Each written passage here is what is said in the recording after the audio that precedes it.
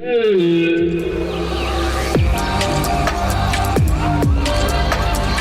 listening to Word on the Reef, diving into marine science on the Great Barrier Reef and beyond, with Tanya Murphy and Brett Goodband.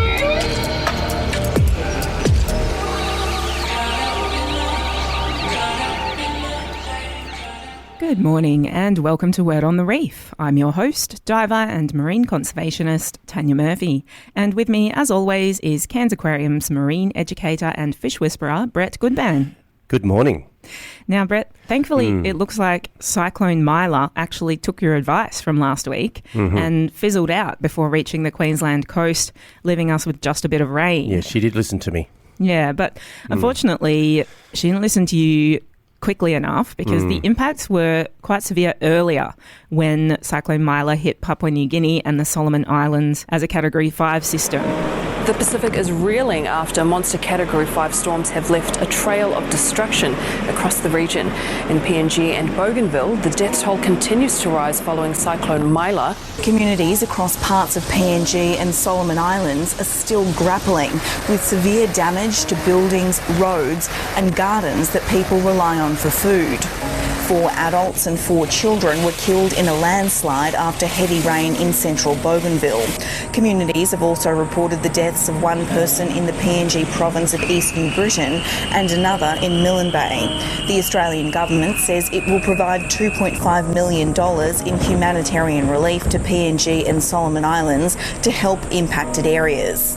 It was the strongest cyclone to hit the Port Moresby region in recorded history. So our thoughts are with everyone affected over there. Yeah, absolutely. That's terrible. Those regions are also home to some of the most biodiverse marine ecosystems on the planet. So environmental impacts are likely to be significant. But now, let's dive into today's topic. Oh yeah, this is going to be a ripper. We're talking about one of my all-time favourite marine animals, nudibranchs. Nudies. Yeah. Now, I can hear some listeners out there are going, nudie what? Yes, okay, yes. And so if that's you, stick around because today we're about to discover some of the most incredible creatures that you may have never heard of. And joining us to help open up your eyes to this weird and wonderful world is one of their biggest champions, Gary Cobb. He lives on the Sunshine Coast in southeast Queensland and has spent the past 23 years diving and photographing his favourite animals. But while most divers head out in search of coral, sharks and turtles, Gary's idea of a perfect dive involves slowly edging along the muddy bottom of the Mooloolah River mouth, hunting for tiny, spectacular sea slugs. Oh.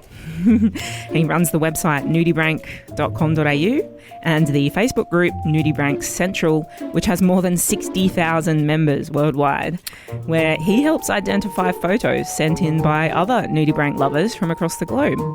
He's discovered multiple new species, co-authored field guides and apps, and contributed to scientific research on nudibranchs. People travel from across the globe to dive with him. He really is the nudibranch king. Yes. And we're super excited to have him with us today. Good morning, Gary, and welcome to Word on the Reef. Good morning, and thank you for having me. Morning, Gary. Thank you so much. This is going to be so cool. It's great to have you on the show. Now, Gary, for all those listeners who aren't familiar, what is a nudibranch? A nudibranch is something to look at and be happy. I love that. Yeah. That's okay. great. No, I don't know anybody that's ever seen a nudibranch and not smiled in their mask. Yeah. But they're mollusks. They're similar to land snails, except they live in the ocean. As of recent times, after DNA has been done, land snails and sea snails are all under one umbrella called a heterobranch. Okay, so they're related to sea snails that have lost their shells. How did they get their name, nudibranch, Gary? Well, nudibranch is a generic term that I like to use for all sea slugs. There are certain nudibranchs that are in nudibranchia, and they're the classical nudibranchs. They have external gills, hence nudibranch means naked gill. Yeah, their gills are on the outside. Yeah. So if you imagine a human's lungs are full of many different branches, if you turn those inside out so that the branches are on the outside, nudibranch, naked branches. They are fully comfortable in their own skin, this lot. They're not worried about anything, are they? I've never seen a nudibranch that got puffed out. No. Can you describe some of the main types or groups of nudibranchs? Well, there's Chromodorus, which is one of the largest groups. There's Hypsodorus, there's Gymnodorus, and that genus likes to eat other nudibranchs. They have the tendency to actually crawl along the substrate rather quickly, looking for slime trails from other nudibranchs. And once it finds one, it usually follows it, and when it gets to the end, it eats what's at the end. Wow. There's Dendrodorus. There's all kinds of Doruses. There's also Philodesmiums, and these are animals that have serrata on their back versus just a gill. There's also non-nudibranchs, which are side-gill nudibranchs, and sometimes they have a shell, sometimes they don't. And again, they just sit there and look beautiful. Yeah, so I understand there's two sort of main groups for the beginners to understand. There's the Dorids, are the ones which have the sort of round mantle, and then there's the Aeolids, which have lots of appendages hanging off their backs, so they could be all different shapes and sizes. That's right, yeah. That's in the nudibranchs category, not the sea slugs, which is another thing. But the Aeolids have serrata on their back, and all those serratas on the back are expendable. They can come off when they're being bothered, and they also contain a vein, which is their digestive organ. It's actually a hard one to talk about on radio because you really have to see a picture of these things to appreciate. Yeah, so if anyone is at home or is not driving a vehicle or performing flying an aeroplane right now or a rocket or surgery, open up your phone, type in nudibranch, do it on your laptop or tablet, whatever, and just get a quick visual of what we're talking about, and you will understand why every single diver, when they see one of these, does a backflip. They are beautiful. Yeah, and there's so many different types. Yep. They can have bright colours, the serrata, that are these appendages off their back, which might resemble that they blend in with a coral. They can have spots or stripes. They can be bright purple, bright pink. They can be all neon colours, or they could be camouflage. The patterns, it's just like a surrealist artist has designed all of these things. And how many species are there, Gary? Well, the old term used to be over 3,000, but there was a recent paper I saw that said there's over 5,000. Wow. Just to give you a little bit of scope, on the Sunshine Coast between Noosa and Redcliffe, I've recorded 1,276 species. Wow. And 773 in just the Malula River at La Balsa. Yeah, it's a very nudibranch-y place down where you dive, Gary. It's a very nudibranch-y place. It's a very nudie place to be. Is there something? Is it all of the runoff and all the sediment and lots of little bits and pieces to eat? Is that why they've fallen in love with that area? You know, that's a good question, because people ask me, how come it's so diverse for nudibranchs? Yeah. And there's only one word that can explain it explicitly, and that's magic. Oh, we're going to get along just fine. Okay. But anyway, so really, the distance, it's about 800 meters to the river mouth, which is the ocean. Yep. And there's an influx of tides 2 times a day and an outward tide 2 times a day. And that brings in all kinds of veligers and eggs and even flying nudibranchs sometimes. Like, for instance, I got an email from a lady who lives in a high-rise there at Point Cartwright, and she's looking down the river, and she's like, what's that down there? It was a red thing. So she got her camera with a telephoto, and she took about 100 pictures of a hexabranchus swimming in the river, which was completely amazing. Oh, wow. Wow, so some of these sea slugs are so big you can see them from your balcony. She was 8 floors up, and she saw this nudibranch swimming. That's incredible. Gee, she can see anything then. Wow. Yeah, wonderful to see that species in the river. The only time it's ever been recorded in the river. And so you said people used to estimate there must be about 3,000 species, that now it's been expanded to 5,000. And to be honest, there could be many thousands more, because every year you discover a few more species, because they're small, they're cryptic. Who knows how many are out there that we haven't even discovered yet. And you've definitely brought a few new ones to light, haven't you, Gary? Yeah, and based on that 3,000 number, that's an old number. So since then, the popularity of nudibranchs is sort of, I hate to say it, but exploded. Oh, thanks in no small part to your advocacy, I think. Yes. Well, my mission in life is to tell everybody about nudibranchs. That's plain and simple. Mm-hmm. Yep. So now that there's more people looking, well, there's more things to look for and discover, and this is what's happening nowadays. You've got a lot more species known to man. And I believe that you have one named after yourself too. Is that right? I do. You have your own. It's quite a thought, I guess you could say. Yeah. Yeah, Murphydoris caubi. It was discovered on the Sunshine Coast in the early days of my nudibranching career on the Mooloolaba ocean side of the Spit. And we were in about waist-high deep water, and we put our fins on, and we descended down and did a little dive, and then we were on our way back, and we're just before we thought we would stand up, there was this little white nudibranch on this rock, and I went, look at that. And I took some pictures of it and didn't think much about it until I got home, and then I realized it was a new species. And since I've been diving in the river, that is the most common species in the river. Oh. And it's also one of the most, the toughest of nudibranchs, because they show up when other nudibranchs haven't got a chance. Right. If anyone was listening to the name of that nudibranch that was named after Gary, someone might have picked up some other important facts in its name. Murphydoris caubi. Oh, you right over there. So caubi, named after Gary Cobb, and Murphydoris, named after Tanya Murphy. No, She's taken half your nudie, mate.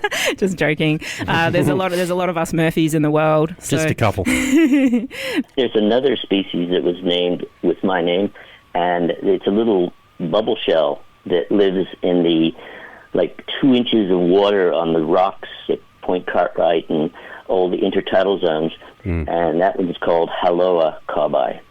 That should be Hello, a good band. There's only 3 of us in Australia. That'd be more rare. Right. Really? Yeah, we're it. Yeah, I can't hide from anything. Yeah, these are intertidal zones that are well and truly out of the wave action. And sometimes in the summertime, that water can be really, really warm. But these little nudibranchs with the shell, they're crawling around. You can see their little trails. And if you get on your hands and knees and look really closely, you can see them in this little bitty algae, sandy bottom, which is quite amazing. I understand that nudibranchs can be found in oceans all over the planet, even in, not necessarily in warm tropical seas as well. Is that right, Gary? Even under the Arctic ice. Wow. Oh, well, I'd like to see what that kind of nudibranch looks like. I'm just imagining something that resembles a snowman or something. A little yeti or something. Yeah, because they all have these crazy appearances. They have, many of them have 2 sort of antennae at the front of their face, but these antennae are called rhinophores, and they sort of look like bunny rabbit ears. So even though they're tiny, when people take close-up photos of them, they just look like adorable little Pokemon creatures. It'd be like giving a 2-year-old a bag of red lollies, some crayons and a piece of paper and to draw me something colourful. Some of them just look like that, don't they? They're incredible. They're like little aliens, but they also kind of look like cute bunny rabbits with their 2 little furry antennae at the front. It is so cute. They're actually adorable.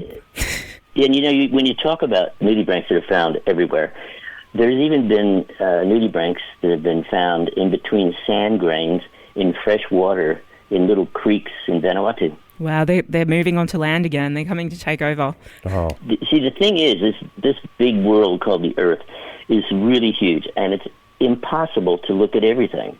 But when you do find something, you go somewhere else to look, and then you find something else. And that's the way nudibranchs work, actually. We're all looking out of the window hoping to see something big and impressive, but if you just get a magnifying glass and crawl around on with your face a few inches from the ground or from the seafloor, that's where you're going to see aliens from outer space. Yep, just pick a spot and stick to it. So there was a couple of Christmases ago. I had the best Christmas of my life. It was Christmas Eve, and I was on the top of a rock in the river. And I descended down, just like flying like Superman, and I landed on the channel sand. And I looked up, and in front of me was something I'd been dreaming of seeing, and it was a 750 millimeter Millibee japonica. And I didn't have a measuring device, but I laid next to it, and it went from my fingertips to the ball of my shoulder, and that measures 750. Wow. That's the largest nudibranch ever recorded. Yeah, I understand you've got a few records. So you've seen that, which was the largest nudibranch ever recorded. And you've got video footage of it, right? Because I saw it on the YouTube video. It is this crazy looking thing. People need to look up Gary Cobb YouTube video so you can see some of the photos of all these nudibranchs. And there's the video in there of this particular one, and it is crazy looking. Do you want to describe for someone who's never seen it, Gary? I'll try. Yeah, good luck. It's a red and white animal, and it's flat like a pancake, and it has these, I can't think of any other term, but if you were to take your hand and cut it off at the wrist and attach it 3 times on each side of its body, that size, that's what it's got. And those are the serrata. And in the front, it's got this big, giant, huge oral veil that's like circular, and it's got little fine hairs up in the inside. And what it does is it blows out this oral veil like a balloon onto the sand, and all the little hairs tickle the sand, and all these little shrimps jump up, and it closes it up, and it eats everything. And it's an amazing feeding machine. And to see it in live person was just the best Christmas. Oh, that would have been incredible. All I want for Christmas is a nudibranch. A big millibee. Yeah. I think you're right, Gary. That's proof that magic is real. Magic is the only way to explain it. Yeah. Yeah, that's right. Because when you see them, you just sit there in awe, looking at it, going, "Who, what, why, when, how? Where did you turn up? Why are you look? How are you?" It's just so many questions, and it just sort of swims past you, like, "G'day, champ. How do you exist? Yep. Is this real, or has someone slipped me some drugs? Or have I got way too much nitrogen narcosis? Is that thing actually working?" So, Gary, what can nudibranchs eat? Well, you described that one, eating small shrimps. But they eat all kinds of things. Well, for one, some eat other nudibranchs. There's bryozoans. Sponges are done by a lot of the chromodorids, who do a lot of sponge eating. It's funny, people want to keep these things as pets, and how do you go to a pet shop and buy a particular species of sponge for your nudibranch? I don't know how that works. Well, look, so they don't eat peanut butter? They don't like peanut butter, no. But ascidians, hydroids, there's a few different species of hydroids that a lot of nudibranchs love, and they're little polyps, like little flowers. And I tell you, recently, I'm talking about hydroids, there was a species I found in the river a couple of years ago that was just absolutely stunning. And I'm going, look at this thing, so I collected one and I took it home. And then it hit me. I remembered a paper I received about a month or two previous to this find. And it looked exactly like this species in the paper, which is described from India. And that's about 10,000 kilometers far away. And I always called this thing Critina pauashindiorum, which was named after 2 Indian scientists, Pawa and Shindi.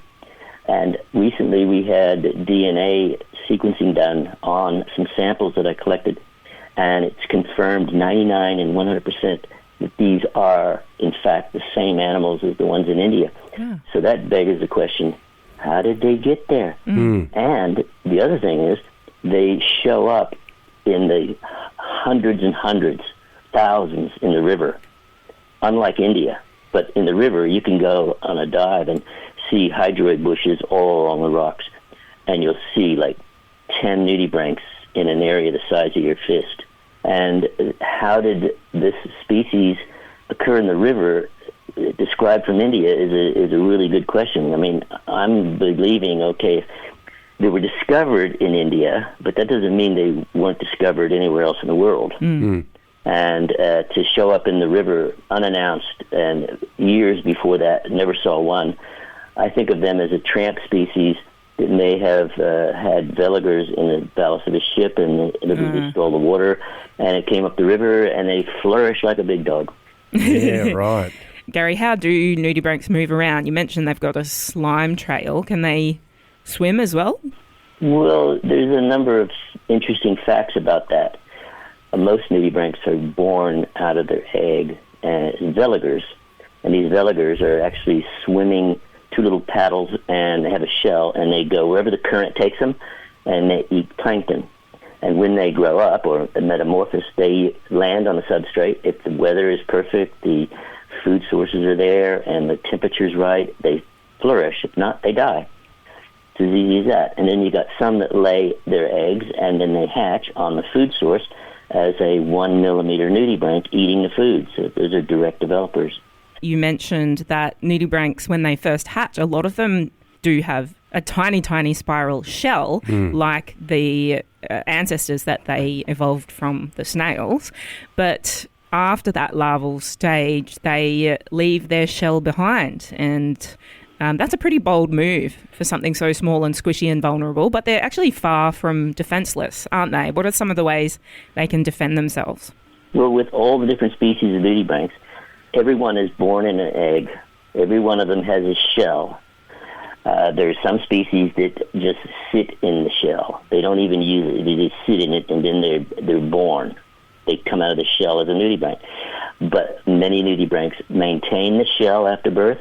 Many nudibranchs only have a portion of it, like under their skin, and then other ones just get rid of it, don't even have it, don't even need it, because they have mantle glands that can give off nasty little things that make fish run away. Yeah, I understand that scientists have done experiments because nudibranchs are toxic. Well, a lot of them can produce toxic chemicals, and so most fish know this because the nudibranchs have these really bright neon colours. I guess that's one of the reasons why they come in so many beautiful colours that are pretty for us to look at, because in nature, bright colours means don't eat That's me. right. Red flag, don't come near me, champ. Yeah, but you can sometimes, I think I saw that experiments were done where there was a young, naive fish that hadn't learnt this lesson yet. Yeah. What happens? Have you seen it if a fish tries to swallow a toxic nudibranch, Gary? I lifted over a rock one day, and I saw a Pluribranchus, bright orange, looked like a jube. And I was photographing it, and this wrasse, about the length of my forearm, brightly colored, comes in, grabs the sea slug, and instantly spits it out and starts banging its head, banging on the rock. It's in pain. And I'm going, that'll teach you. And then I reached up and grabbed the nudibranch, put it back under the rock, turned the rock over, and kept going. Well, that fish isn't going to do that again, is it? Gee, he's got a story to tell when he gets home, that fish. Yeah. The thing with fish, they eat anything they see. Yeah, that's right. They try it out. I watched a fish one time in the river just take mouthfuls of sand and then spit it out through its gills, like take another one. Wow. Through its gills.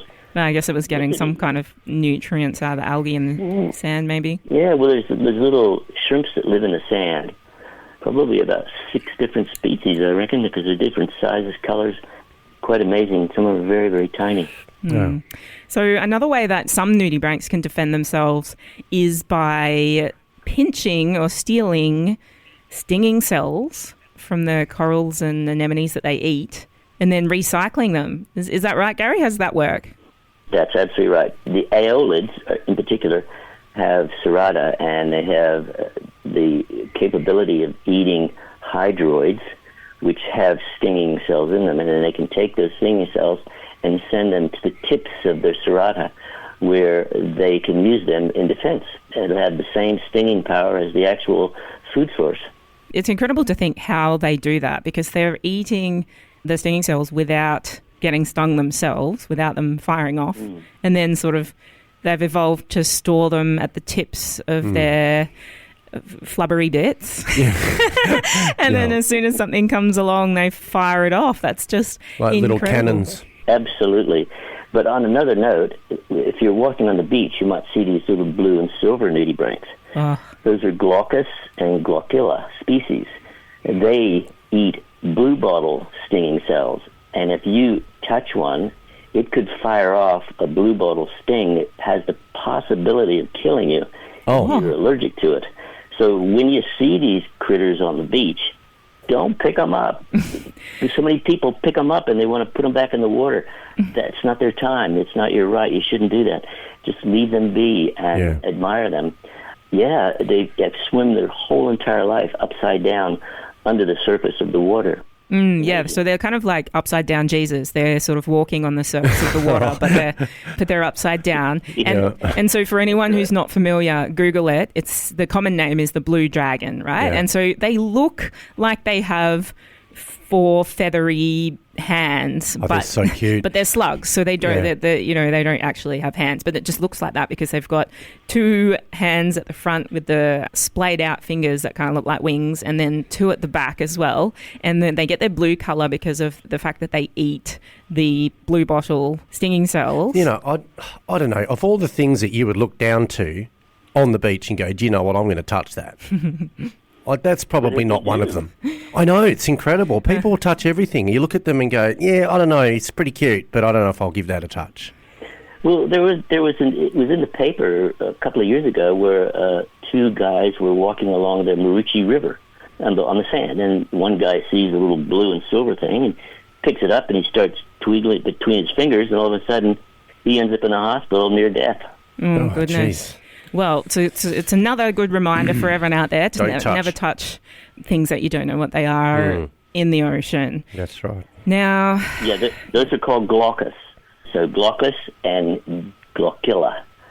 Glaucus? So glaucus and glaucilla. So if you want to Google glaucus, you'll see them. Absolutely, and just don't touch them. All right, so those people who've got onto their tablets, like I suggested before, type that in and they have a look, little dude. Yeah, your next warning. And they're like, surely this is AI. This can't be real. They're just, but it's not. It's not AI. It's real. No, it's real, all right. These things are crazy. It's about as real as the emergency department. Don't touch one. So we are on live radio, and it's the school holidays. Kids are not at school. They are home. They could be listening to the radio. So I feel like we can't talk too much about how nudibranchs reproduce, because I think we'll just end up accidentally saying something that sounds dodgy. Yeah, there's a chance. but I'll try to sum it up. I understand nudibranchs are hermaphrodites, which means all of them have both male and female parts. So when they meet another nudibranch, they don't have to be fussy. They can just mate with anyone. And both of them impregnates the other, and they both end up pregnant and both lay eggs. Is that right, Gary? Without a doubt. Gee, that's knocking out the middleman, isn't it? Well, they can lay eggs anywhere from 1,000 to 1,000,000. Oh, that's a lot of nappies. So when somebody says, "Oh, you collected that nudibranch and killed it for science," well, yes, I did. Oh, well, what if that was the last one? I don't think so. Yeah, they only live for up to a year. Some of them live much shorter. So they've got to really get it done. They've got to pump out the eggs and get it all done quickly. So they're a species that operates through having millions of babies. Now, when you dive the river, you just cruise along, and every bush and hydroid and piece of rock, you'll see literally millions of eggs. Millions of potential little baby nudibranchs. Yeah, I've seen their beautiful egg spirals. Some of them lay eggs in a really cool, it looks like a ribbon sewed into a rose shape, like on a 80s wedding dress. But bright colours, like yellow, and they're just even seeing the eggs, they're just beautiful. Now, my partner Reese actually submitted a question because he's a bit of a gun at spotting nudibranchs when we go diving and snorkeling, and he wants to know why some of them are often found in pairs, with one following the other in a kind of nudie conga line. And I hope this isn't something rude that we can't say on the radio, but what are they doing? Yes. Off to the shops. Well, there are a couple species, and they're mainly Hypsilodorus species, and they trail. That's just part of their DNA. Why they trail? Well, think about it this. If you're in a world where you don't know where your next lunch and dinner is going to be, but you have a friend and he seems to be knowing where he's going, wouldn't you want to follow him just to see if he's right? I wonder if the one at the front has a bumper sticker. Don't follow me, I'm lost too. Yeah, that's it. It's all in the DNA. Yeah. And then the other thing is, I mean, think about it. You know, you trail with this other person and you've got somebody to mate with. Yeah. So when the time is right, you don't have to go far. So the one at the front's got no idea what's coming.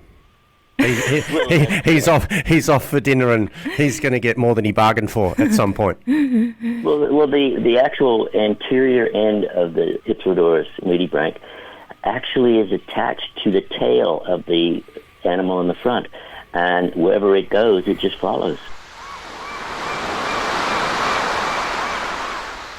Gary, we've learned a lot about nudibranchs so far, but we're really interested to learn a bit more about you as well, because there was a time when you didn't know what a nudibranch was either, right? So can you tell us a bit about your background, where you're from, and how you ended up discovering your passion for nudibranchs? Well, I used to dive in Florida, but back then in the early 70s, diving wasn't the easiest thing to do. But after quite a few years, I moved to California, and I met a girl, and we got recertified. And on that Vanuatu trip, on the last dive at $1 Million Point, this friend of sister's pointing, come, look at this. And it was on the bow of this small wreck on the rail. And we got up there, and like, oh my goodness, look at that. It's a red thing with yellow spots. And I'm looking at it. Meanwhile, everybody's left. And we're right near the shore, getting ready to get out, and I was low on air, and I'm just looking at it, and I'm poking it, and I go, well, what is that? And that just completely changed my life. And then I realized I had like 5 bar left, and I better scoot. Yeah, then that's when I got home and started looking into it, looking into what this thing was, and as a species, that was Gymnodorus aurita. So that was amazing to find that animal. It didn't run away. It just stayed there. It looked great. That changed everything. That's 23 years ago. 23 years of loving nudibranchs. And I understand you are an adventure mouse. You used to work as a skydiving instructor. You're into surfing and rock climbing. You've done all the adventures, haven't you? Yeah, skydiving was a big part of my life. I did over 5,000 skydives and did world records and team. And I was an instructor, and I tried to teach people the right way to do it so they had the most amount of fun. And we also do parachuting, where you open your parachute and you dock on with other parachutes, and that was quite fun. We did a world record in Texas with 24 people stacked in a stack. That was the largest stack ever done in the history of world records, officially, not unofficially. You've got quite a few world records, but they're very different. They're from the largest nudibranch ever found to the largest amount of people skydiving in a group. Yeah, and also at Sunshine Plaza, Greg Riddell of Sunreef Scuba Diving, we did a world record for the longest submergence on a single tank of air, and that was 7 hours, 40 minutes, and 15 seconds. Hang on a sec. It's pretty good on his air, Gary. On one tank? One 12-liter steel tank, yes. With what, 200 bar or a bit more than that? You pack 200 more? 200 bar, exactly. Stop it. 7 hours. Well, they don't go. You didn't go very deep. Minutes. Yeah. And 14 seconds. No, it was only in a 2 meter by 2 meter by 2 meter trailer tank underneath the clock tower, and it was a day out for everybody, and they were watching us not breathe. So the way I did that, and I did it mathematically, was I figured out the only way we're going to do 8 hours. That's what we planned, is to do 1 breath cycle per minute. 1 breath per minute. So we're on the couch. Try to do 1 breath cycle per minute. See how you go. So rule number 1, as a diving instructor, is don't hold your breath while you're diving, but you can breathe in and out very, very slowly, of course. Yes. Absolutely. Something to work towards. So there's a big difference between the thrill of jumping out of aeroplanes versus dedicating the rest of your life to studying nudibranchs, Gary. So why nudibranchs, of all the things in the world that you could dedicate the last 23 years of your life to? What is it about nudibranchs that you love so much? Well, in skydiving, I pretty much did everything I ever wanted to do. Tick. And with, box ticked. And then after I got married, of course, there was this little discussion one night about scuba diving. And I go, I remember I used to do that. And then I found out that my wife's brother was going to do a trip with his friends to Vanuatu, and that's when that all started. So we got recertified, and I've never looked back. So I've done thousands of dives, and every one of them I go low and slow and try to find every little speck of the nudibranch. Yeah, I understand one of the reasons why you love nudibranchs as a subject is because they don't swim away from you like almost everything else in the ocean does. Yeah, they're not concerned about anything. They sit there and they let you look at them. They just love it. They love it. They're like, please take more photos of me. I was talking to you about this just before, wasn't I, off air, that the low and slow, some of the best guided dives that I ever did in my career with people was I'd just drop them to the bottom to my favourite bombie and just sit there, and I could see them looking at me going, are we going to go anywhere? And I'd just say, just wait 5 minutes, and they could see them getting angry, thinking, how much have I paid for this tour? And we're not moving. I said, just write on my slate board, be patient. And then all of a sudden, after about 5 or 6 minutes, a lionfish would pop up, and then you'd see a nudibranch and a turtle would be there, or a moray eel would stick its head out. And it was the best dive they ever had, because they're just giving the animals time to produce themselves and come out, and it was just incredible. And that's the whole ticket, isn't it? You see the Ferrari of scuba divers go across you, have got a 10-minute bottom time, and you get in 2 hours, and they want to know how you did it. It's like, just stop. Let everything come to you. Just stop and enjoy it, and have a really good look inside the coral. It's amazing what you'll find. Well, there's a thing about scuba diving. You've got these flippers on your feet. If you have the tendency to use them a lot, it's like running. You're going to use a lot of air up. Yep. But if you don't use them and you get close to the substrate, you're going to see the magic of what the substrate has to offer. That's it. You cannot see the same picture 1.5 meters above the substrate spinning along. No. You will never see the magic of the reef. Never. Well, nudibranchs are often very camouflaged, and as you mentioned, some are only 1 millimetre long. So sticking very close to the bottom is great advice. And I would say to all the listeners out there, you probably will need to get a scuba diving license, because you can see nudies by snorkeling, but mainly the bigger, brighter coloured ones. Yeah. And I mean, sure, you can even see, some of them are so big you can see them from an 8-story high balcony. Apparently so. While you're having a cup of tea and a nice Vovo, you can see them. But if you want to pursue nudibranchs seriously, definitely invest in getting your scuba certification, and you need a fair bit of experience to get that close to the seafloor without crashing into it. You need to really practice your buoyancy. So it's going to be it's often something that divers get into once they're a bit more experienced. When you first do your dive license, you're going to be absolutely flipping out, swimming after turtles and sharks and things, because they're incredible too. Yep. But after a while, when you get a bit more control over your ability to hover, that's when a lot of divers get to the nudie crazy stage of their life. Yeah. Yep. So, Gary, in your opinion, what are the best locations in the world to dive for nudibranchs?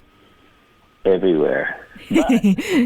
But my favorite place is La Balsa in Sunshine Coast. I've dived in quite a lot of places all over the world, and I can find more nudibranchs on a dive than anywhere else I've ever dived. Mm-hmm. So why? Magic maybe? I don't know. But when you think about it, they're everywhere. They're everywhere. It's just, how do you go and you see them? You know, you can go over to a certain spot and see some nudibranchs, but you can go to that spot over there. There's probably more nudibranchs over there. You never know. You just, it's too vast. Yeah. And the only way you can do it is just to keep doing it. Keep diving. And it's But then again, you don't really need a scuba certification to find nudibranchs, because you've got all the intertidal zones all over the world along the beaches and rocks and headlands. And at low tide, you can go in there and find nudibranchs. And in particularly, lifting over rocks, looking under rocks, because that's where most of them hide during the day in low tide, and then putting the rock back. But I've, like for instance, Alex Headland, I've found probably over 350 different species at Alex Headland in Sunshine Coast. Do you mean just by walking there at low tide? Yes. Okay, so I stand... walking in water that's ankle deep. I stand completely corrected, everyone out there. You don't need a scuba certification to start hunting for nudies. But I do suspect once you start really getting into them, you'll want to see the ones that live in deeper water as well. So maybe it's just a natural progression. But I also think, you know, if you're turning over rocks, you've got to be really careful as well in case there's a deadly cone snail underneath or something. Or a stonefish waving at you. Yeah, some things look like stones. Always be careful what you look at, and always check something out before you touch it. That's the way the rules work. We talked about your world records before. Is it you also have a record for the most nudibranchs spotted on a single dive? Yes. A diving friend of mine, Cheryl, we did a dive at La Balsa one day, and we just happened to find 71 species and 7 new species to our list. And I took 2 cameras, and I took almost 600 shots, and I was flabbergasted. Absolutely flabbergasted. I've never found... The previous record was 56 at Old Woman Island, but 71 species on one dive, and all documented on the blog at nudibranch.com.au. Nudie Utopia. Yeah, so that spot, La Balsa Park, is on the Mooloolah River mouth in the Sunshine Coast, which is where you live. So you've got easy access to go and check it out all the time. And I understand, so you said that's your favourite spot, obviously, that's why you live there.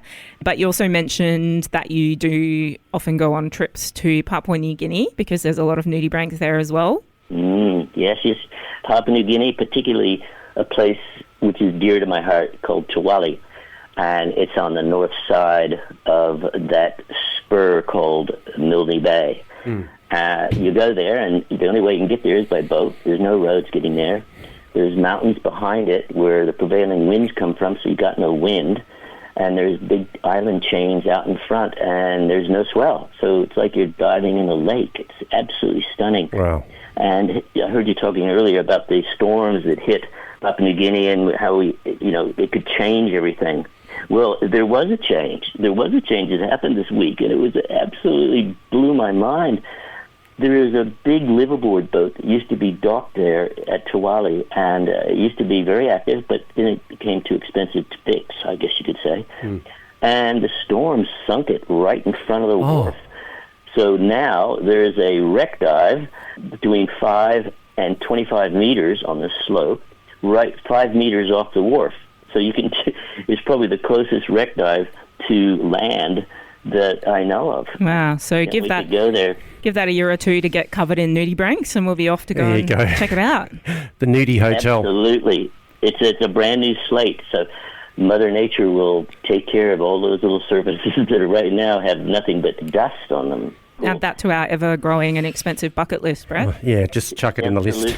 Wow. Okay. And Tawali is I try to do. Well, I have been doing nudibranch expeditions to Tawali every year. So we've got one coming up in, I think it's 83 sleeps in July. But who's counting? Yeah, I love that. I don't count. It just happens. And there's 11 of us. We're from all over the world, and we're going to go there and learn about nudibranchs and go find them, go low and slow, and eat, sleep, and talk about nudibranchs. That's what we do for from the 8th to the 20th. Oh, awesome. Sounds like heaven. Fun. Yep. And when we go there on these expeditions to Tawali, we find over 200 species of nudibranchs between us. Gosh, I can't even. It's a dream. I would be absolutely bending over backwards back in the day if I'd seen 2 or 3. I can't even imagine seeing so many on a dive. Well, there's a beach called Lawadi, which is just up the coast from Tawali Resort, and it's a black sand little bay, and there's a village there. And these people are so kind, they're so good.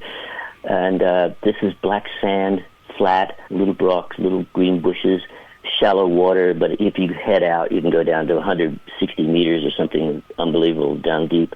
But in the shallowest 5 meters, it's magic. This is where the term muck diving was invented by this American years ago at Lawadi. So that's the mother, father, uncle, the original muck diving. Of muck diving. You can find easily maybe 20 species on a dive. Amazing. Well, we don't have that much time left because it always happens on our show, Gary, when we're talking about things that we love. We could keep going for hours and hours, but I've just got 3 more questions I want to try and fit in, if we can, in the next 5 minutes. So I understand nudibranch toxins might have some applications in the world of medical science. So they're very valuable not only because they're just so incredible and beautiful, aren't they, Gary? Absolutely. There's so many things about the anatomy of nudibranchs that's unexplained yet, so that's new science. Are there any threats to nudibranchs that you're aware of? The biggest threat to nudibranchs is freshwater. Oh, okay, yep. So flooding isn't going to help them out? No. I've seen polluted waters. They're still going good. Some species like cleaner water, like the river has lots of particulate in the water, so some species that are out on the reef can't tolerate that kind of water. And of course they have very specialised food sources like particular sponges, particular hydroids, particular corals. So with climate change or water pollution or any other threats, if those are threatening the food sources, the sponges, etc., then it's obviously going to have a flow-on effect to the nudies. But it's good to know that you're still seeing them in vast numbers. They might be one of the really tough species that can, with their millions of babies, they can sort of hang in there really well.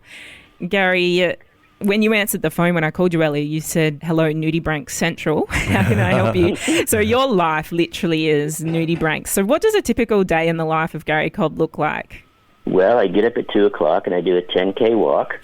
I come back home, sleep for a couple of hours to recover, get up and I have a smoothie, and I go straight to Nudibranch Central, and I approve or disapprove new members, and then I post or disapprove posts, and I answer all the questions and IDs, and then I also work on applications that I've developed with Apple and Android, so you can get Nudibranch ID apps.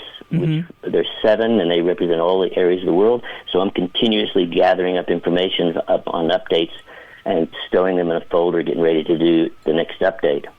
And if I find something new or go diving, I've got to go diving. So one of these days I'll go diving. And then when I get back, I got to go through all the photos, do a species list. So that's on the blog. Every dive I do is on the blog of nudibranch.com.au. Yeah, wow. It's a big day. I mean, it is a full-time job. If you're taking 600 photos on a dive, that is going to take a whole rest of your day to go through them all. I still haven't got past the 2 a.m. wake-up. Yeah, it's pretty incredible. What a machine. You're living a life of vitality. You definitely haven't wasted a moment, Gary. I think you're an inspiration awesome. for everyone out there who has a passion and wants to make sure that you use life to the full. Yep. We don't have much time left, but I understand, Gary, you always wear a T-shirt and hat covered in nudibranchs. I have a dozen shirts, white with black drawings from an old German nudibranch book. So it's a repeat pattern all over. And I wear these and nothing else. And I have a nudibranch cap. And I wear these things because I want people to look at them and ask me, what is that? Which happens a lot, doesn't it? Was that a nudibranch? Oh, do you know about nudibranchs? And we carry on a conversation. This is advertising. This is what I want people to see. I want them to know. That's what I do. Yeah, and so I understand you'll strike up conversations with random strangers at the shops and say, hey, do you know what a nudibranch is? And I mean, it's surprising to us because we love them so much being divers, but there's so many people in the world that just have no idea that there are these amazing animals out there in the ocean. Absolutely. And just recently, Council put in 2 informative signs at La Balsa. One was with just nudibranchs and showing some pictures that I took, and also like squids and seahorses, white seahorse, which is rare. There's always little things that occur in the river, so people on land walking by can see the diversity of the river. Yeah, and I understand you're working with Council to keep that section of the river protected. I want it protected so bad. We only have 30 seconds left. Yep. So where can people follow you online? And if people want to go diving with you and find out more about nudibranchs, where can they find you? Well, my email is gary@nudibranch.com.au, or you can just go to the website and all the information is there at nudibranch.com.au, or you can join Nudibranch Central Facebook and we can carry on a conversation. Amazing. Fantastic. Thank you, Gary Cobb, an expert on nudibranchs, a special type of marine sea slugs. Thanks for all your amazing work, and thanks for joining us on Word on the Reef today. Thank you, Gary. Thank you for having me.